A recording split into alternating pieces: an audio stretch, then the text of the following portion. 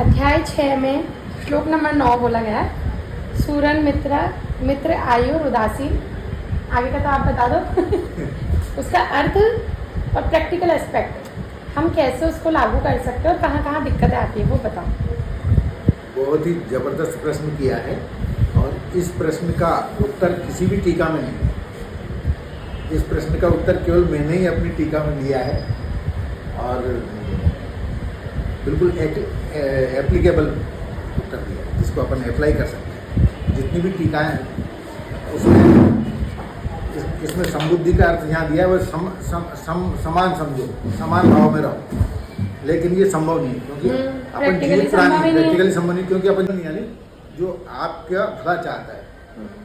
मित्र जो आपका मित्र है, दोस्त है। अरि यानी शत्रु है ना। सुहृद मित्र उदासीन जिसको आपसे कोई मतलब नहीं है ना। आप प्रेम रखो तो ठीक, शत्रुता रखो तो ठीक, बोलो तो ठीक, नहीं बोलो तो ठीक, वो उदासीन। मध्यस्थ जो दोनों के बीच में समझौता कराने वाला हो वो मध्यस्थ, जो जिसकी दोनों पक्ष बात मानते हो वो मध्यस्थ। सुहृद मित्र उदासीन मध्यस्थ। द्वेष्य यानी शत्रु। और बंधु जो अपने परिवारजन है, भाई बहन है ना, माता पिता जितने भी रिश्तेदार हैं वो सब बंधु में आते हैं। मध्यस्थ देश बंधु। साधु सभी पापेशु। साधु यानी सज्जन व्यक्ति, धर्मात्माओं में भी। हाँ हाँ, सज्जन व्यक्ति। और पापेशु जो पापी में भी पापी है। इनमें जो संभाव रखता है ये तो बहुत मुश्किल है ना। वो व्यक्ति विशेष है, ये इसका अर्थ है। लोग तो वो विशिष्ट है, जैसे विशेष कहलाने योग्य व्यक्ति। इसमें बंधुगण माने गए। हाँ। लोग तो रियल भाई बहन, कजिन भाई बहन, चाचा ताऊ सब में ही महाभारत हुई। क्यों हुई? क्योंकि रियल भाई अलग हो गए है ना, चचेरे अलग हो गए, उन्हीं में पूरी महाभारत हो गई। तो समभाव तो कैसे रखेंगे ना। तो प्रैक्टिकली एप्लीकेबल ही नहीं है तो फिर भगवान जी ने लिखा क्यों है? हाँ, तो उसके भगवान ने बिल्कुल सही लिखा है, इसकी व्याख्या गलत की गई। ठीक है। हाँ, तो मैं व्याख्या वो बताता हूँ आपको। ऐसे के ऐसे ही श्लोक है, और भी श्लोक है बहुत सारे, समुद्र से संबंधित बहुत सारे श्लोक है। जैसे सुख दुख के समय करता लाभ जय जय ततो युद्धाय जस नियम पाप में से रिलेटेड बहुत सारे श्लोक हैं। सम शत्रु च मित्र च तथा मानापमान शीत सुख दुख सम संग विरजते तुल्य निंदा स्तुति मौनी संतुष्टो येन केनचित् अनिकेत स्थितिमति भक्तिमान में प्रियो न रहे। वहाँ भी यही कहा है। ये भी है जितात्मना प्रशांतस्य। नहीं, ये तो अलग बात है। इसमें नीचे की लाइन है, शीतोष्ण सुख दुखेषु तथा मान अपमान सब में सम हो गया तो फिर बचा ही क्या? बचा क्या? तो वही मैं बता रहा हूँ, उसका वास्तविक भाव क्या है। अपन जीवित प्राणी तो अपने को हर चीज की अनुभूति होगी। अच्छा होगा तो खुशी मिलेगी, बुरा होगा तो दुख होगा, है ना। ऐसे ही मित्र मिलेगा तो प्रसन्नता मिलेगी, शत्रु दिखेगा तो मन में ग्लानि आएगी, हानि होगा तो दुख होगा, लाभ होगा तो प्रसन्नता होगी। सर्दी लगेगी तो सर्दी का भी अनुभूति होगी, गर्मी की भी अनुभूति होगी, है ना। मिट्टी से उतना महत्व नहीं देंगे, सोना दिखेगा तो महत्व देंगे। ये अपना स्वभाव है और ये स्वभाव मिट नहीं सकता है क्योंकि अपन जीवित प्राणी है, संवेदनशील प्राणी, पत्थर नहीं है, निर्जीव पत्थर। तो फिर इसका मतलब क्या है, कहा क्यों है? अब वास्तविक बात समस्या ये है कि कहा क्यों है। तो इसका मतलब ये है, इसका मतलब भगवान ने अध्याय 5 श्लोक 22 में इसका अर्थ दिया है और अध्याय 2 में भी आया है। इसका शुरुआत में अध्याय 2 में दिए दो श्लोक दिए हैं, लेकिन एकदम स्पष्ट रूप से जो कहा है वो 5:22 में कहा है। क्या कहा है वो सुनो आप। सुन रही ना? अच्छा ठीक है। इसका प्रैक्टिकल एस्पेक्ट बताओ कि समभाव में किस प्रकार से रहा जा सकता है। क्योंकि जब भगवान जी बोल रहे हैं कि जो मुझे भजता है वो मुझे प्रिय होता है ना, तो फिर इंसान की स्थिति भी वही है कि जो उसका जैसे मीठा मीठा बोलेगा या उसको ज़्यादा भजेगा, एक तरह से वो कह लें, तो उसको वही प्रिय होगा। तो फिर शत्रु तो कैसे प्रिय हो सकता है ना। तो आपका एक प्रश्न बहुत ही अच्छा है और किसी भी टीका में इसका समाधान नहीं किया गया। सब जगह यही लिखा है बस ये आ गया होगा कि समरह। तो आप सबसे पहले ये हमें इस प्रश्न का उत्तर खोजने के लिए भगवान के चरित्र को ध्यान देना पड़ेगा। क्या भगवान राम हंसे नहीं? क्या भगवान राम रोए नहीं? दशरथ मरण पर की सूचना पर भगवान राम रोए नहीं थे? क्या भगवान राम हंसे नहीं? क्या भगवान राम ने रावण पर क्रोध नहीं करा? क्या मारीच और ये दूसरे जो 14,000 राक्षस उन्होंने मारे नहीं। तो क्या वो उन पे किसी को मारता है तो बिना क्रोध के मारता है क्या दुख, है ना?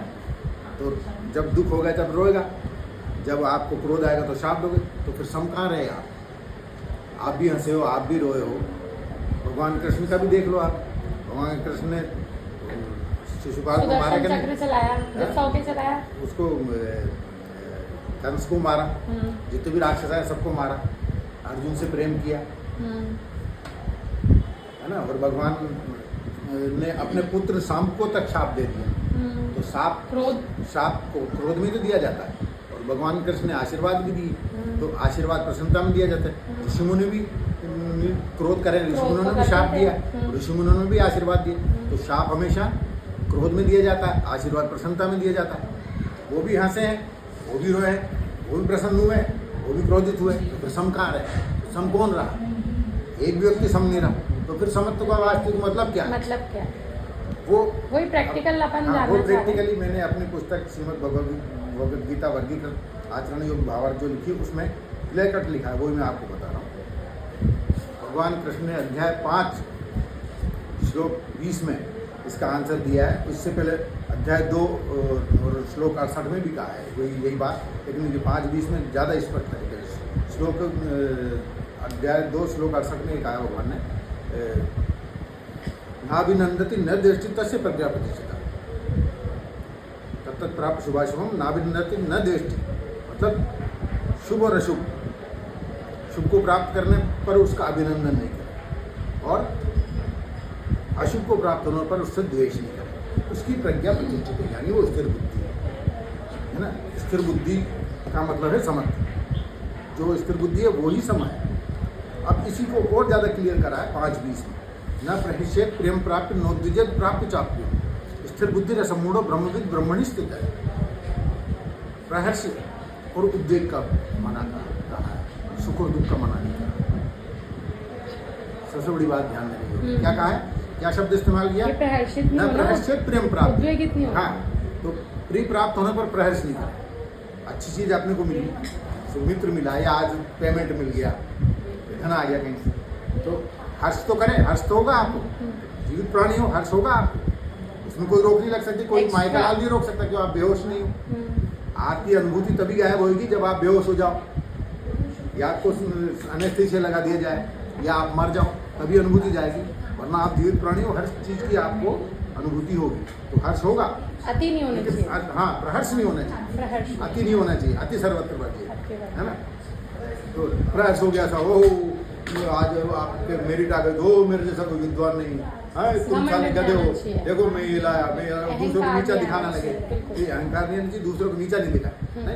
आपके वो आपको मेरिट आई है, तो आप ठीक है, भगवान की कृपा है, मेरा परिश्रम सफल हुआ, और खुश हो, पर मेरिट आई। पर अपना प्रश्न तो बस अलग था ना, कि भाई बांधवों में, शत्रु में, प्रिय नहीं, में, सभी पे आ रहा हूँ मैं, उन सब पे क्लियर कर रहा हूँ, एक के बाद एक आ रहा हूँ। ठीक है। पहले सुख दुख पे आ रहे हैं, हाँ। है ना। दूसरा है दुख, तो दुख के लिए क्या कहा भगवान ने, नो द्विजेत प्राप्त चाप्रिय, अप्रिय प्राप्त होने पर उद्वेग ना करें। दुख तो होगा आपको, शोक होगा, शोक होगा, उद्वेग ना हो। उद्वेग में क्या होता है, मानसिक स्थिति बिगड़ जाती, आप रोने लग जाओगे, चिल्लाने लग जाओगे, कपड़े फाड़ने लग जाओगे। तो दुख से नहीं होगा। हाँ, रोना दुख से नहीं होगा। दुख में तो वो अनुभूति होगी, थोड़ी देर रो लगे, थोड़ी देर दुखी हो जाओगे, मानसिक संतुलन नहीं बिगड़ेगा। लोग वक्त पागल हो जाते हैं, जिनको उद्योग हो जाता है पागल हो जाता है, विषाद हो जाता है, उनको औषधियाँ लेनी पड़ जाती है। तो जिसकी स्थिर बुद्धि है वो, उसके लिए थोड़ी देर के लिए शोक होगा, फिर नॉर्मल हो जाएगा, वो समझा लेगा अपने आप को। प्रभु इच्छा मान के संभाव समत्व में है ना। अपनी मानसिक स्थिति नहीं बिगाड़ेगा, मतलब मर्यादा में रहेगा, शास्त्रीय मर्यादा में रहेगा, न्यायुक्त प्रतिक्रिया देगा। जैसे आपको किसी ने बहुत दुख पहुंचा दिया, तो जो मर्यादा में नहीं है वो दूसरे की हत्या भी कर सकता है, जाके मार भी सकता है, हत्या भी कर सकता है, जो मर्यादा में नहीं, शास्त्र नहीं। लेकिन जिसे जो मर्यादा में, वो उसका मर्यादित उपाय करेगा। जैसे किसी ने अपराध किया तो उसका पुलिस में जाएगा, रिपोर्ट कराएगा, न्यायालय में जाएगा। अच्छा, खुद नहीं करेगा, ये फर्क पड़ेगा। अच्छा, ये मतलब उसे सजा दिलाने की कोशिश सजा करेगा, दिलाएगा, लेकिन समझ तो मेरे का सजा दिलाएगा, ये नहीं कि खुद ही जाके मारने लगे, खुद ही जाके ये नहीं करेगा। ये अंतर है। ये अंतर है। तो ये संबुद्धि का अर्थ है। ये स्थिर स्थित प्रज्ञ का है, वो प्रज्ञा में टिका रहेगा, मतलब मतलब अपने अनुभूतियाँ ज्ञान में टिका रहेगा, उसके अनुभूतियाँ ज्ञान से सारी विचलित नहीं होगी। होगी, अज्ञान होकर के वो कोई गलत काम नहीं करेगा। ये स्थित गलत काम प्रज्ञता है, नहीं करना, ठीक है। ये स्थित प्रज्ञता, ये तो सुख दुख सुख दुख हानि वाला लाभ हो। पराजय वाली बात आ ठीक गई। है। हाँ, अब आप कह रहे थे बंधु और उसमें बंधु में शत्रु, तो दो चीज होती है, एक राग एक द्वेष। राग द्वेष से सारी समस्याओं का कारण है। राग यानी आसक्ति, हाँ, और द्वेष है जिससे घृणा हो जाती है। हाँ, अपने को करना क्या है, न तो राग रखना न द्वेष रखना। राग द्वेष युक्तेस्तु विषयान इंद्रियश्चरण आत्म से विधेयत्मा प्रसादम अधिगच्छति। जो राग द्वेष रहित होकर के इंद्रियों के विषयों का सेवन करता है, आत्मवशी होकर के, उसी को परम शांति प्राप्त होती है। अच्छा, क्यों इसमें होती एक है? क्वेश्चन है। एक मिनट कर पूरा कर लूँ। हाँ, हाँ, तो राग द्वेष सारी समस्याओं की जड़ है। अब प्रेम में कोई दिक्कत नहीं। अच्छा, प्रेम अलग है, राग अलग है। राग अलग है। अच्छा, प्रेम बांधता नहीं है आदमी को। प्रेम करो, आप मित्र से प्रेम जैसे करो। भगवान करते अभी हैं। अभी मैं बताता हूँ, हाँ। एक मिनट सुन लो पहले। जी। प्रेम करो आप मित्र से, भाइयों से, बहनों से, रिश्तेदारों से, माँ बाप से, सबसे प्रेम करो, उसमें कोई आपत्ति नहीं। क्यों आपत्ति नहीं? क्योंकि वो बांधता नहीं है आपको। प्रेम में आप सही निर्णय लोगे, आसक्ति में गलत निर्णय लोगे। जिस चीज़ से आसक्ति हो उससे आप पक्षपात करोगे आप। जैसे मुझे आपसे आसक्ति है तो मैं आप गलत काम करोगे तो मैं आपका पक्ष नहीं हूँ। लेकिन यदि प्रेम है तो मैं आपसे गलत को गलत बताऊंगा और सही को सही बताऊंगा। ऐसे ही शत्रु से द्वेष मत करो, शत्रु से सावधान रहो। शत्रु यदि अच्छी बात करा तो उसकी प्रशंसा करो, नहीं ये सही करा। लेकिन यदि उससे द्वेष रहेगा तो आप क्या कहोगे? उसकी अच्छी से अच्छी बात को गलत बताओगे, उसकी हर जगह काट करोगे, आप बुराई करोगे। कितना ही अच्छा आदमी हो, क्योंकि आपके मन में द्वेष भरा हुआ है। और सावधानी रहेगी तो केवल उससे जब वो बुरा करेगा तो बुरे के लिए सावधान रहोगे कि यदि ये बिगाड़ सकता है तो अपन इसके लिए क्या तैयारी करें। ये होता है। जैसे अपने देशों में भी होता है ना, चीन से अपनी शत्रुता है, उसके बावजूद अपन बातचीत करते ही है ना, व्यापार चलता ही है और सब कुछ चलता ही है। तो ये समत्व बुद्धि है। ये नेता लोग जो करते हैं सब समत्व बुद्धि नहीं समत्व करते, टाइप हो जाती है समत्व होता है। कि ठीक शत्रुता है। है, पता है फलाना शत्रु है तो सावधान रहते हैं। हाँ। युद्ध की तैयारी भी करते हैं अपन, सीमा पर सैनिक भी बैठाए रहते हैं, हथियारों की तैयारी भी करते हैं, लेकिन बात भी करते हैं। ये मित्र शत्रु में आगे। अब आगे चलो।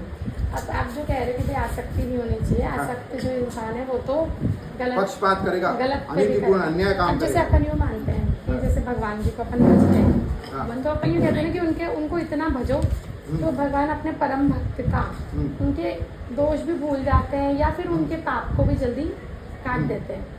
तो उन्होंने एक तरह से भाई गलत का तो कर ही दिया ना उन्होंने, कि आपके दोष भी अगर आप भगवान जी के परम भक्त बन जाते हो तो वो आपके थोड़ा सा मतलब गलतियाँ भी माफ़ कर देते हैं। तो ये कुछ उससे रिलेटेड नहीं हुआ कि भाई राग और जो आप बता रहे हो कि मतलब दंड उनको मिलेगा ही मिलेगा, बिल्कुल। तो ये जल्दी गलत जो है। पाप काटने वाली जो चीज़ है वो नहीं है मतलब सत्य। नहीं ऐसे तो गलती करते रहो और वो मैं माफ करते उसका रहो। आंसर दे रहा हूँ। ये क्वेश्चन गलती भी रहो। यामी जी ने भी किया था। ये कम से कम उनको एक्सप्लेन किया मैंने 15-20 मिनट, कल परसों आया था। ऐसा है, भगवान को बजने के लिए जो वो उन्होंने क्वेश्चन करा था कि अपिचेद अभी पापेभ्यो सर्वे पापकृतम सर्वं ज्ञान प्लवने में व्रजनम संतरिष्यते। ये बहुत इसमें तो गड़बड़ है मामला कि आप अब यदि तू सबसे बड़ा पापी है और तो भी इसकी ज्ञान की नौका से तू उतर जाए हाँ। तो ये तो गड़बड़ हो गया। मतलब पाप कर लो और ज्ञान की नौका ले लो और आप तर जाओगे। मैंने कहा आप गलत समझ रहे हो। ऐसी बात भगवान ने अध्याय 9 में की। अपिचेत सुदुराचारो भजते मामनन्य भाग साधुरो से मंतव्य सम्यक व्यवस्थित हो इसे चित्रम भवती धर्मात्मा शक्षोच्छामति नहीं गच्छति कौनते प्रतिजानी नमे भक्त प्रणश्यति। ऐसी बात करी माँ भक्ति से तरने की बात करी। यदि उसमें बड़े से बड़ा भी दुराचारी है, अत्यंत राक्षस दुराचारी हुई थे ना है ना? जिन्होंने वरदान मांग लिया।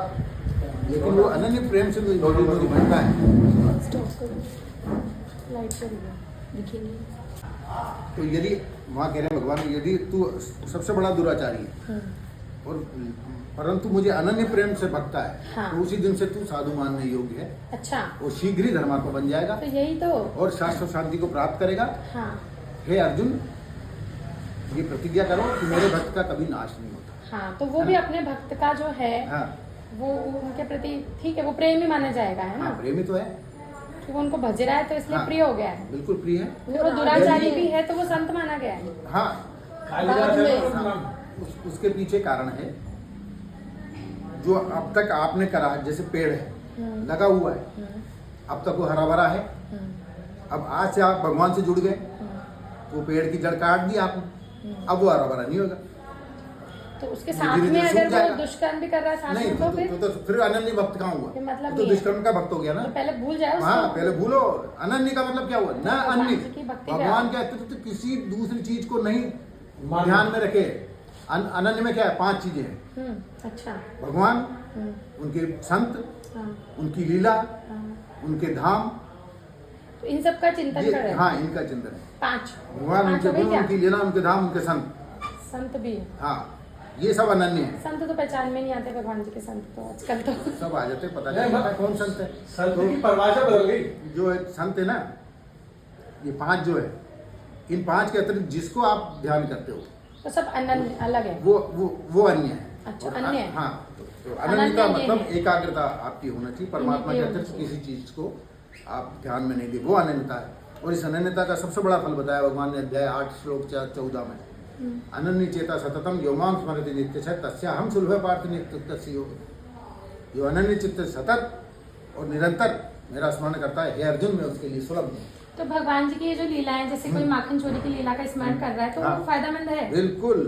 तो बस ये सच में सत्य सब कुछ हुआ है और हाँ, ये ये इसके चिंतन से जिस समय तक अपन भगवान का जाप करते हैं, भगवान की लीला सुनते हैं, कथा करते हैं, अध्ययन करते हैं, स्वाध्याय करते हैं भगवान से संबंधी, तो उस समय तक अपन अनन्य रहते हैं। उस समय अपन संसार से माया से के सत्वर तमस से अलग। आउट हो जाते बिल्कुल, हैं। बिल्कुल। तो उस समय अपन ब्रह्मभूत हो जाते हैं। आपके एक तरीके दिमाग से। में वही चलता हाँ, है। एक तरफ से अपन उस समय वैकुंठ में, उस समय परमात्मा ही में ही निवास कर रहे हैं। तो वही मैं ये हो जाता है। उस समय के लिए जैसे अपन राम मुक्त जी हो की जो जाते हैं। लीलाएं हैं हाँ। वो आप बोलते हो, सुनते हो, किसी को सुनाते हो, हाँ। या भगवत चर्चा भी तो उसी में हाँ, शामिल होगी। बिल्कुल। जैसे अपन जो भगवत चर्चा कर रहे हैं बिल्कुल, बिल्कुल। उसमें अपन और चीजों से विमुख हो गए ना अभी विमुख तो। हो गए। तो ये ठीक है, उतने मतलब समय के लिए मुक्त हैं अपन चल रहे संसार हैं से। अपन, है ना? हाँ, कर्म बंधन से मुक्त हैं उस समय के लिए। सोच और कुछ हाँ। सोचना नहीं है ना। हाँ, हाँ। ये है मेन बात भगवान जी की। ठीक है, अब अपन वापस उसी टॉपिक पे आते हैं कि आप जो बंधु बांधव और प्रिय शत्रु सब में संभाव रहना है, तो प्रैक्टिकली बता दो कि बस कैसे संभाव आखिर में। मित्र शत्रु का बता ही दिया मैंने, हम्म, उपाय बताया था ना मित्र शत्रु का कैसे सम रहना है। हानि लाभ का, जय पराजय का बता दिया, सुख दुख का बता दिया। आगे और किसका पूछना अब चाहते बंधु हो? और वो तो अलग ही हो गया। बंधु में तो हर बंधु कोई, शत्रु का भी तो बता दिया मैंने। बंधुओं में तो हर कोई वो रखता है ना, राग रखता है, थोड़ा सा प्रेम रखता है, ठीक है। नहीं तो प्रेम में तो मना ही नहीं है ना, राग में मना ही है। तो अगर वो गलत राग काम नहीं करता रखना है तो है। जेल में भेज दें। बिल्कुल, गलत काम कर रहा है तो उसको टोको, ये गलत कर रहा है। टोकना ही तुम्हारी गलत चीज जिम्मेदारी है। माँ बाप होते हुए भी। टोकना भगवान एक अलग कृष्ण चीज ने है। अपने उस पुत्र सांब को 2 बार टोका, 3 बार टोका। तीसरी बार जब नहीं माना तो शाप दे दिया उसे। और फिर बलराम जी ने उसका वो भेदभाव नहीं रखा वो कि ये बता मेरा दिया। पुत्र है। बलराम जी ने उसका हल बता दिया। नहीं, बलराम जी ने हल थोड़ी बताया। भगवान ने शाप वापस कहाँ लिया? भगवान जी ने तो नहीं लिया। हाँ, शाप वापस नहीं लिया, केवल शाप मुक्ति का उपाय बताया उसे। मुक्ति का उपाय बता हाँ। दिया। हाँ। भगवान ने कोई राग थोड़ी रखा उससे। और फिर बाद में अपने फिर वो पुत्र वापस पे राग नहीं लेकिन रखा। उसी रास्ते पे चला गया था शाम, मतलब नहीं गलत नहीं रास्ते नहीं पे। गया ना, गलत रास्ते पे थोड़ी गया। भगवान की आज्ञा थोड़ी टाली। भगवान की वो तो ऋषि की आज्ञा, ऋषियों का अपमान करा तो फिर अपमान ऋषियों ने किया। शाप दिया उसे। ठीक तो जो काम करेगा वो जिसके साथ अपमान करेगा दंड उसे तो भुगतना मिलेगा ही है। दंड भुगतना। तो अगर बाई चांस, मतलब बाई चांस तो नहीं कह सकते, अगर कोई पुत्र है वो गलत रास्ते पे चला गया और उससे कोई अपराध हो ही गया, हाँ तो फांसी के लिए भेज देना चाहिए। बिल्कुल। वो तो आप नहीं भेजोगे तब भी कानून काम करेगा। नहीं, अपना बचा, अपन को बचाना चाहिए कि नहीं क्या? बचाना नहीं चाहिए? बचाना चाहिए, गलत काम के लिए छोड़ नहीं दो बचाना उसको। चाहिए। बिल्कुल छोड़ दो। ये राग है, बचाते हो। यदि अपराधी को आप बचा रहे हो तो आपका राग है उससे, तो और फिर वो आप- आपको कर्म बंधन में बांधेगा। फिर आप अलग चीज में फंस जाओगे। पुत्र की अगर मृत्यु हो गई तो फिर आप अलग शौक में, हैं? इन सब में फंस जाओगे। वो शौक में कैसे फंस जाओगे? शौक तो होगा ना, उद्वेग नहीं होगा आपको यदि ज्ञान है तो। अच्छा, हाँ, न्याय धर्म का ज्ञान है तो।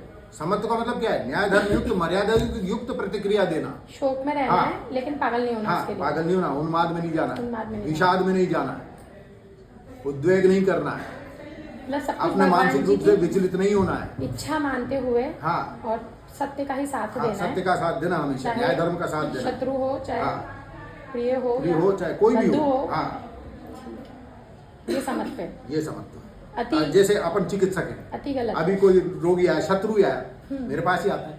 हाँ। सच्ची घटना है मेरे साथ। हाँ, वो तो आपने चिकित्सक तो शत्रु आया बस तो अपन चिकित्सा करते हैं। ये थोड़ी कोई डांट लगा दे, साले तेरे मेरे साथ बदतमीजी करी थी, बिल्कुल, बिल्कुल। तो आप तेरे बेशर्मों के इलाज लेने कैसे आ गया? ये तो है ही। बकायदा उसका वही सही इलाज करते हैं, कोई नीचा नहीं दिखाते उसे, देते हैं अब आप उसका इलाज। समरी के तौर पे कुछ कहना चाहोगे बस कि लास्ट में, मतलब 2-4 लाइनों में कि क्या सार निकला अपनी इस चर्चा का?